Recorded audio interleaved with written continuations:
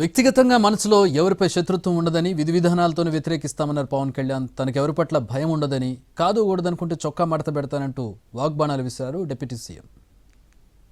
నాకు లోపల ఎవరు శత్రువు కాదు. నాకు వారి విధి విధానాలతోనే నేను వ్యతిరేకిస్తాను తప్ప నాకు ఎప్పుడు కూడా శత్రుత్వం లోపల ఉండదు. బహుశా ఇలా జరిగితే ఆ భయాలు ఉండవు. అలాంటి అనుకుంటే ఇక్కడ దాకా ఎందుకు వస్తాం? రాం, ఉండం, పోతాం. కానీ అడుగు ముందుగా మంచిగా చెప్పి మంతనాలు జరిపిన తర్వాత కాదుకూడదు అనుకుంటే ఈ చొక్కా మడిచి ముందుకు రావడం పెద్ద ఇబ్బంది ఏం కాదు. వైసీపీని పొలిటికల్ పార్టీగానే చూడడం లేదంటూ సెటైరికల్ కామెంట్స్ చేశారు పవన్ కళ్యాణ్. ఆక్రౌడీ పార్టీ అంటూ సెటైర్లు వేశారు.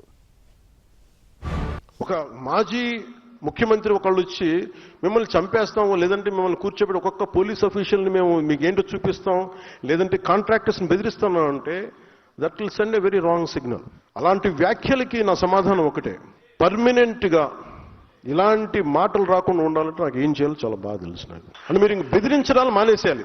వైసీపీ నాయకులకు మీరు బెదిరించడం మానేసేయండి. ఇంకా మీరు ప్రజాస్వామ్య వ్యవస్థలో ప్రజాస్వామ్య పార్లమెంటరీ భాషకి మీరు రండి. ఇంకా మీరు బెదిరించడం మానేయాలి. అలాగే ఎవరన్నా అధికారులు కానీ ప్రజల్లో కానీ ఎవరన్నా ఉంటే ఒకవేళ వాళ్ళు వచ్చేస్తారేమో అప్పుడు ఏంటి, అలాంటి పరిస్థితులు రావు.